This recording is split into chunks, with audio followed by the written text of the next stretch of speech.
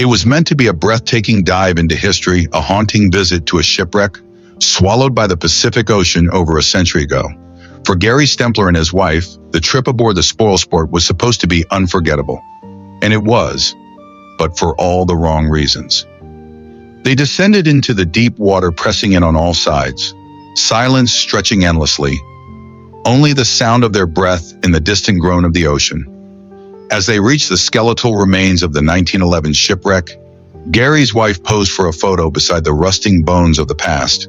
The flash lit up the gloom for just a moment, a snapshot of a memory they thought they'd cherish forever. But when that photo resurfaced weeks later, it wasn't her smile that sent shivers through the internet. In the background of that innocent image was something no one could explain. A figure, another diver, lying motionless, face up on the seafloor. Not floating, not moving, just staring, as if frozen in time. And the more Gary looked at it, the less it made sense. Divers don't just lie still like that, not with their arms at perfect angles, not with their bodies untouched by the current. At first, Gary assumed it was a sick joke, maybe someone pulling a stunt to scare others. But as the minutes crawled by, the figure didn't flinch. No bubbles, no movement, no life. Then he saw it. Another man, another diver drifting slowly toward the motionless one. No urgency, no signals. Just a quiet, purposeful approach. As if he knew exactly who or what was lying there. What Gary captured in that moment would leave viewers and investigators alike disturbed.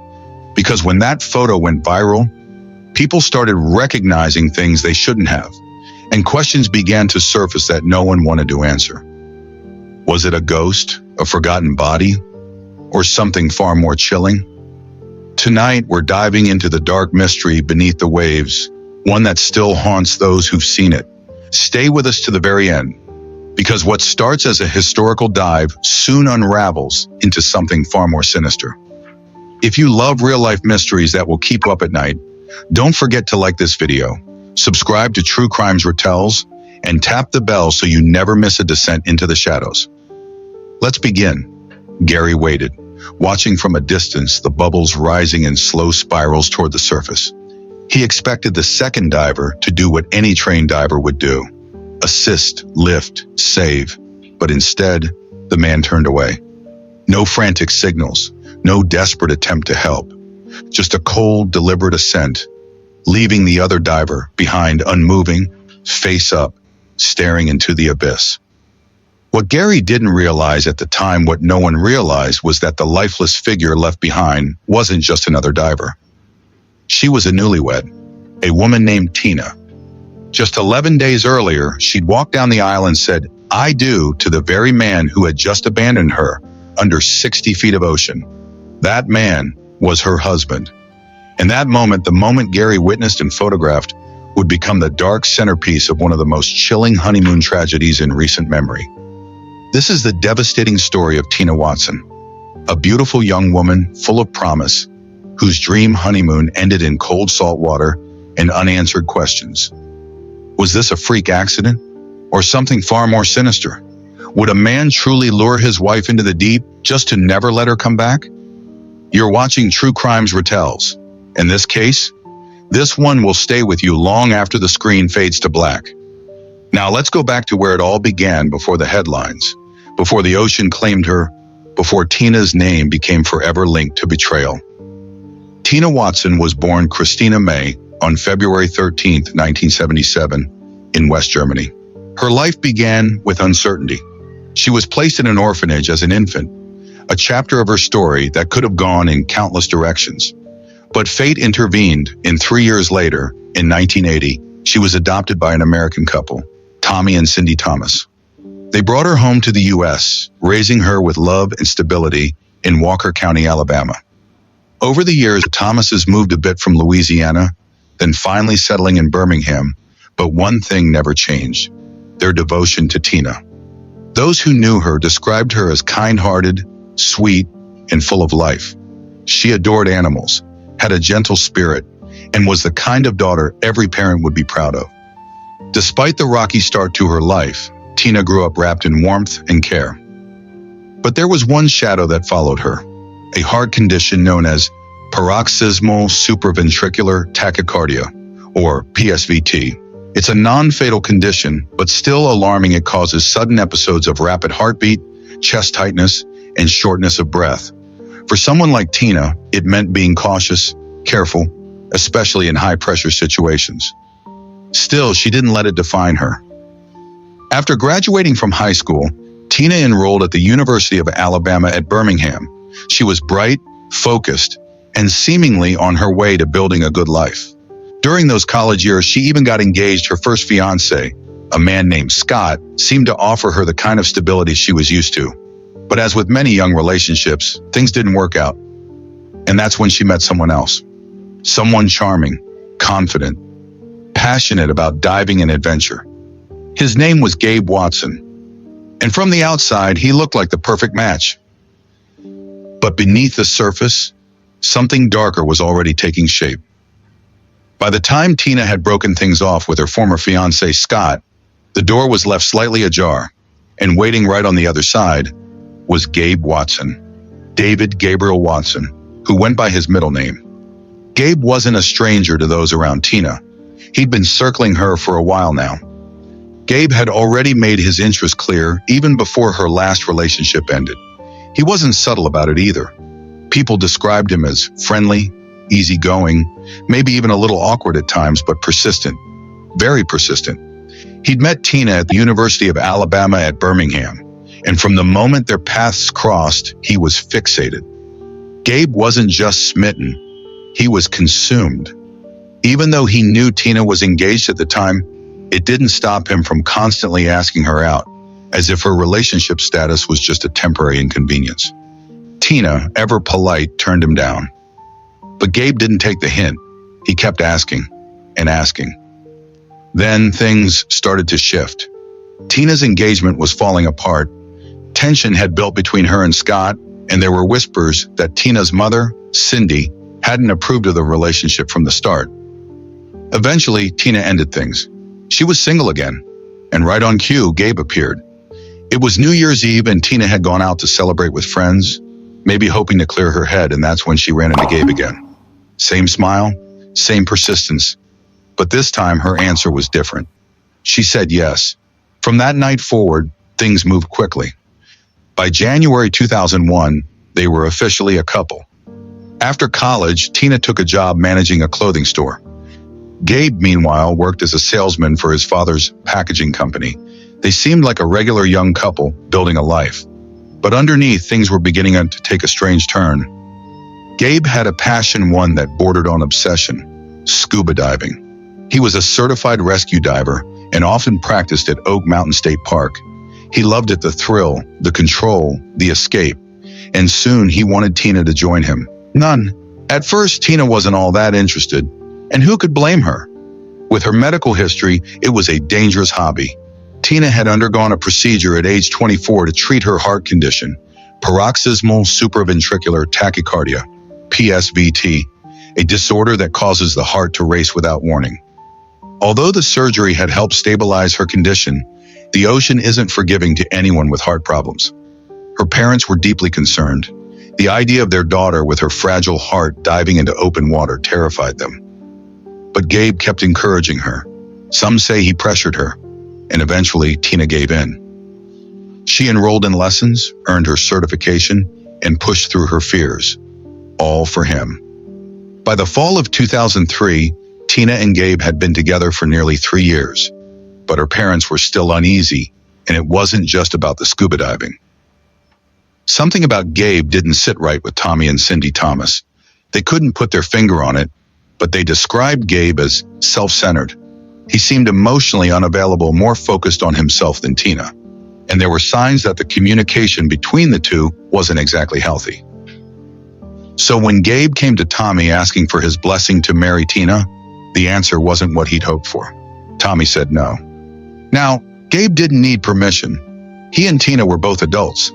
But he asked anyway, maybe for tradition, maybe for show. But the rejection didn't stop him. Just a few months later, on April 20th, 2003, Gabe proposed to Tina anyway. And to her parents' shock, she said yes. They were stunned, but what could they do? Tina was a grown woman, in love, determined. But the red flags didn't stop there. Roughly 5 months into the engagement, Tina visited her parents and brought up something that blindsided her father. She asked if he could increase her life insurance policy and, more importantly, make Gabe the sole beneficiary. Tommy was taken aback. Why now? Why that request? He reassured her that there was no need to rush. They could sort all that after the wedding and the honeymoon. Tina accepted his answer, and the conversation ended.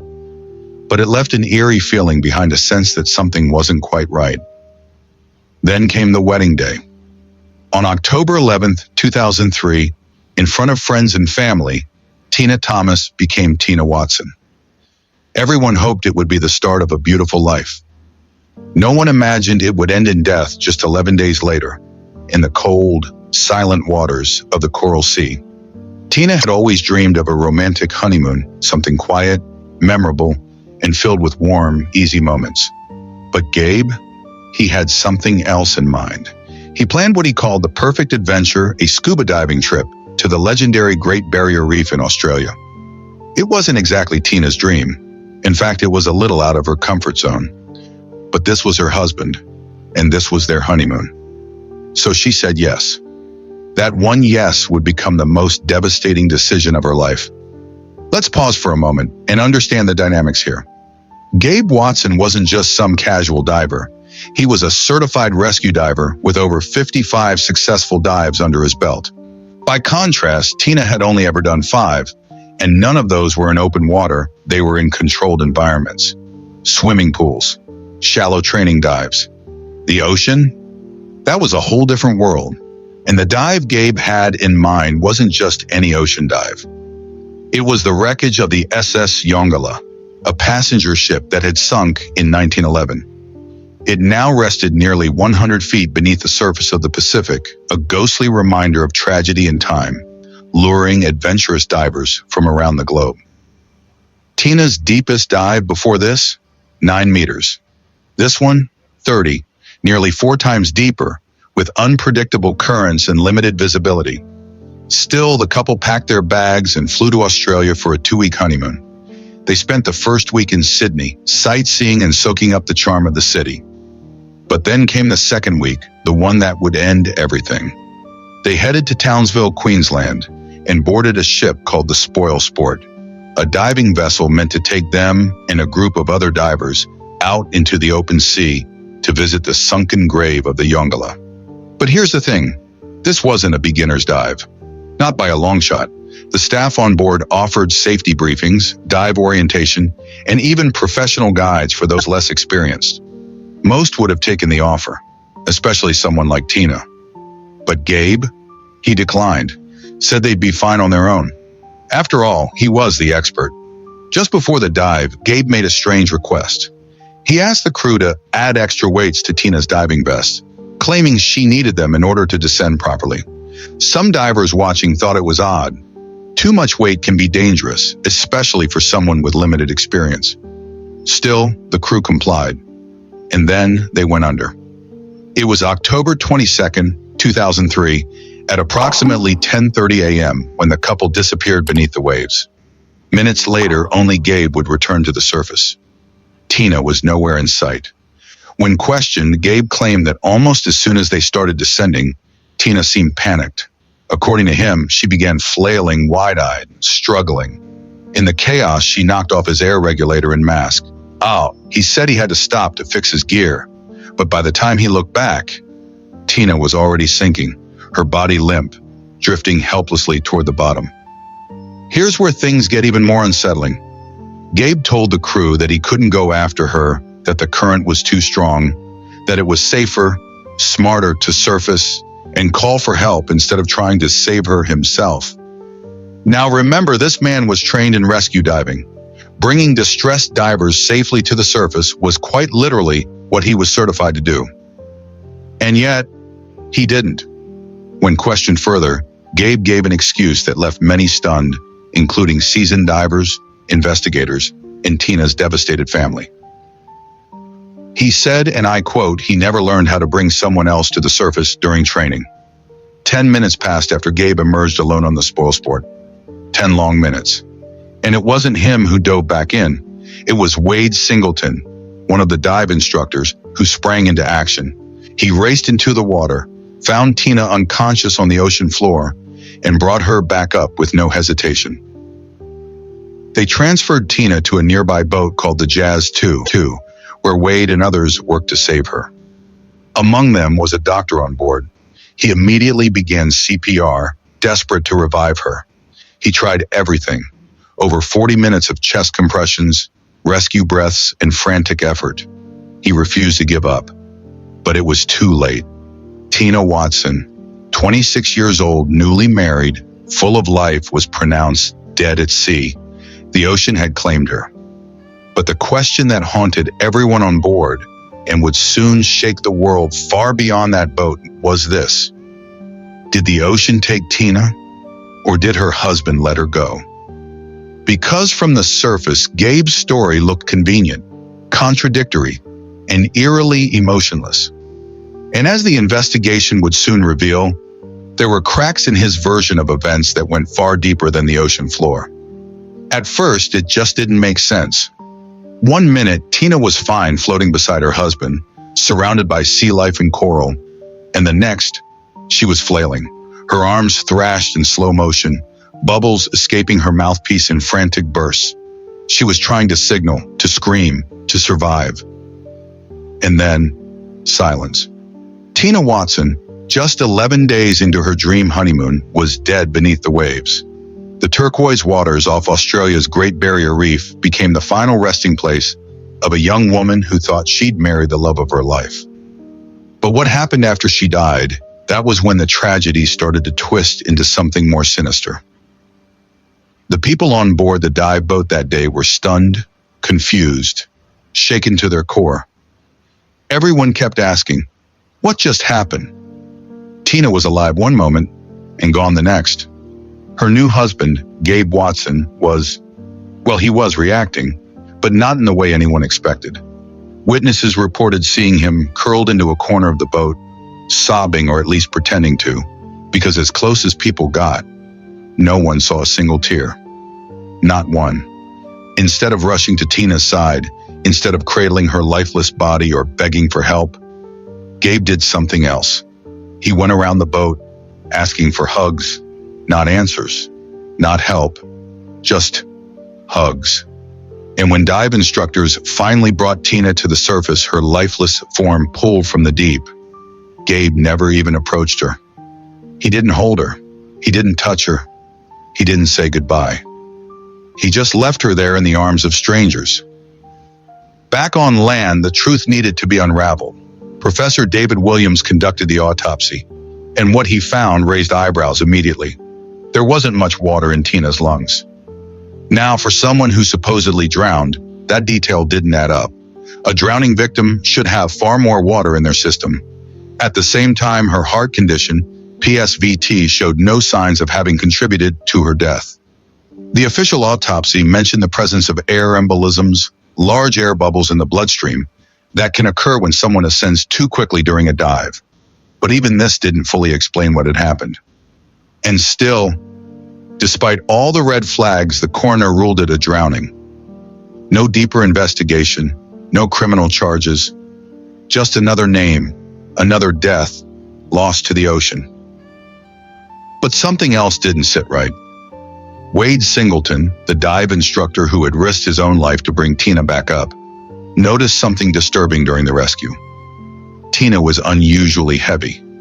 He struggled to lift her and soon realized why. She was carrying more than 20 pounds of weight strapped to her gear. Far more than necessary, in fact, double what she needed. And who had insisted on adding that extra weight? Gabe. Wade quickly removed the excess so he could get her to the surface faster. But the question lingered in everyone's minds. Why would Gabe intentionally overload his wife's equipment on her very first deep dive? Other divers saw strange things that day, unsettling things. One diver, Stanley Stutz, saw something unforgettable beneath the waves. He spotted Gabe giving Tina what looked like a bear hug under the water. At first, it could have been mistaken for affection, a romantic moment. But Stanley saw the truth. Tina was struggling. Her arms were flailing. She was fighting. And when Gabe finally let go, she didn't rise. She sank, slowly drifting to the ocean floor, while Gabe swam upward, calm, composed, almost like he'd finished a chore. Another diver, Gary Stempler, was photographing his wife underwater when something haunting slipped into the background of his frame. A diver, lying flat, motionless, face up, lifeless. Later it was confirmed that diver was Tina. That photo, frozen in time, captured her last moments. It was eerie, chilling, and deeply tragic. From that point on, suspicion narrowed in on one person and one person only, Gabe. Police interviewed Gabe and quickly realized they had a problem. Not only was his story full of holes, it kept changing. And not just once or twice. He gave at least 16 different versions of what happened that day. 16. Some details were left out. Others contradicted earlier statements. At one point, it seemed like even he couldn't keep track of his own lies. Still, because the death had been labeled an accident, no charges were filed. Gabe walked free. Tina's parents, Tommy and Cindy Thomas, learned of their daughter's death not from her husband, not from a doctor, not even from the authorities. No, they received the worst phone call of their lives from Gabe's parents. Something in their tone was off, and before the Thomases could even brace themselves, they heard the words that shattered their world. Tina is gone. The heartbreak was instant. Tina had just gotten married. She'd been radiant with joy. And now, she was being shipped home in a coffin. 5 days after the tragedy, Tina's body and Gabe returned to the U.S. Her funeral was held in Pelham, Alabama, surrounded by grief, confusion, and quiet rage. But Gabe? He acted like he was attending a stranger's memorial, making offhand sexual remarks about Tina's body, cracking awkward jokes, behaving as if her death were an inconvenience, not a loss. Those who were there said the atmosphere changed the moment Gabe opened his mouth. It felt wrong, disrespectful, chilling. And then he did something else. He filed an insurance claim trying to collect $45,000 for Tina's accidental death. He wanted reimbursements for medical costs, flight changes, phone calls, even extra credit card statements. To him, Tina's death came with a bill and a potential payout. But Gabe was in for a surprise of his own. Or, months earlier, Tina had asked her father to update her life insurance policy, making Gabe the sole beneficiary. But Tommy never did. Whether it was instinct or just a father's gut feeling, he didn't trust Gabe. And now, that decision would block Gabe from cashing in on his daughter's death. Tommy didn't stop there. Still grieving, still raw with pain, he boarded a plane to Australia. He was going to get answers himself. He spoke to local police, to dive instructors, to eyewitnesses, to anyone who might have insight into what happened to Tina.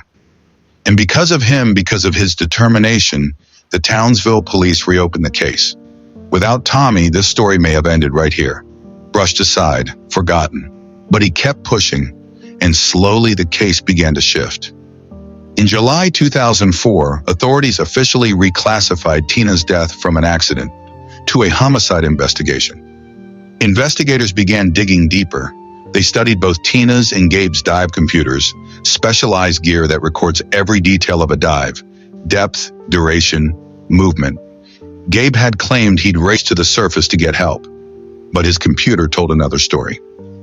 He descended slowly, leisurely, like he had all the time in the world. Tina's computer showed she was in deep distress. She wasn't ready for that dive. She was a beginner, out of her depth, and completely dependent on Gabe. And that's when the most haunting theory surfaced. Experts believe that during that underwater bear hug, Gabe may have turned off Tina's air supply. Once she lost consciousness, he turned it back on just in time for a small amount of water to enter her lungs as her muscles relaxed. It created the illusion of drowning while covering up the truth. Some divers argued that even with low air, Tina could have made it to the surface. But those people weren't factoring in the panic, the fear, the inexperience. Tina wasn't ready for a dive like that. She trusted the wrong person to keep her safe. Then things got even darker. Tommy noticed that the flowers he placed on Tina's grave kept disappearing. He thought it was vandals until he set up a camera. And who did it catch? Gabe, stealing every flower, every letter, every note, loading them into trash bags. When questioned, Gabe claimed he was just honoring Tina's dislike for plastic decorations. But it didn't stop there. In 2007, he had Tina's body exhumed, moved her to a new plot under his name, and left her grave unmarked for 2 full years. A footstone was only added after Tommy begged for it. Even then, Gabe refused to return Tina's personal belongings. It took a court order to stop him from stealing from her resting place. But sadly, the worst was still yet to come. As the dust settled over the initial tragedy, it became painfully clear that this wasn't just an accident. This wasn't just a dive gone wrong. There were too many red flags, too many unanswered questions, and far too much about Gabe Watson that simply didn't add up. So in pursuit of justice, Australian authorities made the long trip to Alabama, where Gabe had quietly returned and resumed his life, like nothing ever happened. But the moment investigators dug deeper into Gabe and Tina's past, what they found was disturbing, to say the least. Gabe wasn't the picture-perfect husband he tried to portray. Far from it. It turns out that Gabe had aggressively pursued Tina during college. She already had a boyfriend at the time, but Gabe wouldn't take no for an answer. He kept pushing and pushing, relentless, obsessive, until she finally gave in. But once he had her, he changed. Behind closed doors, the relationship was volatile. On again, off again, filled with jealousy, manipulation, and explosive arguments. Gabe once threw a whole pizza at Tina during a fight. Not a slice, an entire pizza. It sounds ridiculous until you realize how deeply unhinged that kind of behavior really is. Whenever they broke up, Gabe wouldn't leave her alone. If she so much as talked to someone else, he would bombard her with calls, show up unexpectedly, stalk her into submission. Tina, exhausted and overwhelmed, would often get back with him. Not because she wanted to, but because it was the only way to make the harassment stop. All of this painted a picture the public had never seen. A man who was controlling, obsessive, and possibly dangerous. Australian investigators compiled the evidence, gathered witness statements, and formally charged Gabe with murder. But getting him to stand trial wasn't so easy. Gabe agreed to return to Australia, but only if the murder charge was downgraded to manslaughter. It was a bitter compromise for Tina's family, but it was the only way to move forward legally. And so Gabe finally stood before a courtroom in Australia where the case against him unfolded. After hearing the facts, the court found Gabe guilty, but not of murder, of manslaughter. The sentence? 4.5 years in prison. But here's the twist that stung the most. Gabe only served 18 months before being released. Yes, 18 months. That's how much time he spent behind bars for the death of his wife on their honeymoon. For Tina's loved ones, it was a punch to the gut. But the story didn't end there. When Gabe returned to the U.S., authorities in Alabama were determined to seek justice in their own courts. They re-examined the evidence, built a fresh case, and moved forward with new charges. However, there was one condition. If convicted, Gabe couldn't face the death penalty. A new trial was scheduled, February 13, 2012, a date that Tina's family had pinned their final hopes on. But once again, the court system proved flawed. For reasons still unclear, the prosecution was not allowed to mention some of the most damning parts of Gabe's history. They couldn't bring up his bizarre behavior at Tina's funeral, or his repeated lies to investigators, or even the disturbing fact that he tried to collect on her travel insurance immediately after she died. They couldn't even mention the life insurance policy Tina's father had wisely refused to sign over. Without those key pieces of the puzzle, the case fell apart. The judge declared that the prosecution's evidence was sorely lacking and dismissed the charges. Gabe walked out of that courtroom a free man for the second time. Not long after, Gabe remarried. Her name was Kim, and where did they settle down? In the very house Gabe had inherited after Tina's death. Let that sink in. This man, whose wife died under highly suspicious circumstances on their honeymoon, not only escaped accountability, but ended up living in the home she left behind, with a new wife, as if none of it had ever happened. There are many crimes in this story, but perhaps the biggest is that we may never know why. What was Gabe's motive? Was it greed, control, rage, fear? No one really knows, because the only two people who do know what happened at the bottom of that ocean were Gabe and Tina, and one of them is gone forever. Tina, by all accounts, was kind, soft-spoken, loving. She didn't even want to dive in the first place. She only agreed because Gabe insisted. She was terrified. She trusted him to keep her safe. She thought love meant sacrifice, even when it scared her.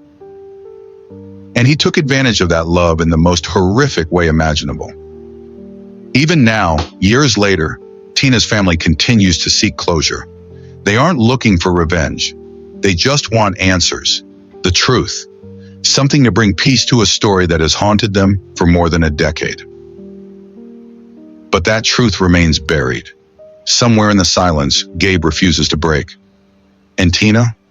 She remains the ghost of a bride, lost not just to the sea, but to a justice system that never truly heard her cries. Gabe Watson may have walked free, but thanks to a court ruling, there is one place he will never be allowed to go again: Tina's grave. A final, bittersweet victory. A silent space now protected from the man who, whether by negligence or design, took Tina's life, then moved on like she was just another chapter he could close. He lives. She doesn't. And the question that still chokes the breath from her loved ones is why? What kind of man turns a honeymoon into a burial at sea? What kind of justice system allows him to inherit the house of the woman he may have murdered, then lets him marry someone else and start over as if her life never counted? And more haunting still, how many more Gabes walk among us, their crimes disguised behind charm or loopholes, or simply being believed more than their victims? At True Crimes Retells, we don't just tell stories to entertain, we tell them to remember. To remember people like Tina, whose life wasn't just lost, but dismissed. And to remind ourselves that silence helps no one. So here's the part where you come in. What do you think really happened that day in the water? Was Gabe simply a negligent husband, or something darker? Do you believe the justice system failed Tina, or did it do all it could with what it had? Share your thoughts below. Your voice matters here. This is a place for seekers of truth, for those who refuse to look away. And if this story shook you, even just a little, help it travel further. Be a Retell, a relentless truth seeker, a defender of the stories that must be told, even when they hurt. Share this video so others hear Tina's name, because sometimes the simple act of hearing a story can stop someone from writing a darker one.